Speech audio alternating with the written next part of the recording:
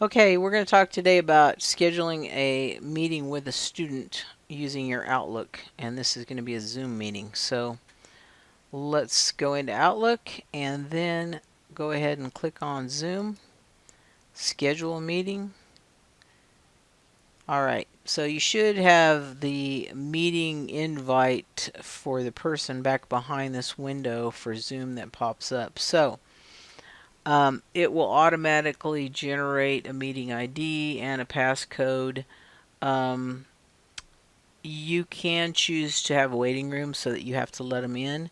I would suggest that you do not use only authenticated users can join, because if you're sending to a student's Gmail or something, it's just going to cause them a lot of problems. So um, I wouldn't do that. Go ahead and click your video on for yourself if you want, and on for the students. I'd want it that way. That's my preference. And then they can telephone or use computer audio. That's fine. And then save.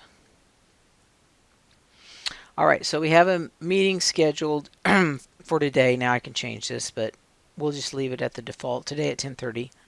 So what I need is the student's email. So I'm going to type in here my Gmail account, and we'll just pretend that I'm a student. And many students have Gmail, so you will probably be sending it to Gmail quite often. So this is all I need on here. That person is required to come, and I'm going to go ahead and send out the invite.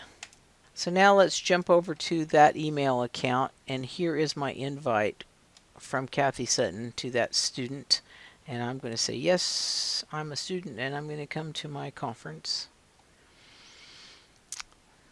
All right, so I'll get an email back from that student saying that they have accepted, which you're hearing right now that it came through. So you can see that that student did accept. And now what I want to do is I want to go ahead and start that meeting. So I'm going to go ahead and start it, even though it's a little early. So there we are.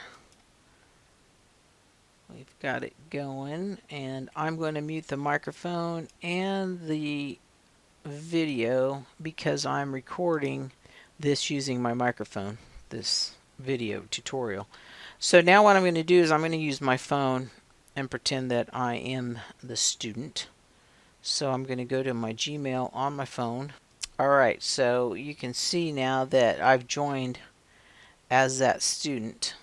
We are both in the meeting together, so if I unmuted my video, you could see that I'm here, and this is the student version here that came in through the Gmail. And so now, I can ask the student to unmute and to turn on their video if I want, or whatever, and we can go ahead and have our conference privately with no one joining us, because this student is the only one that was invited to this meeting. Alright, so I'm going to go ahead and end this meeting.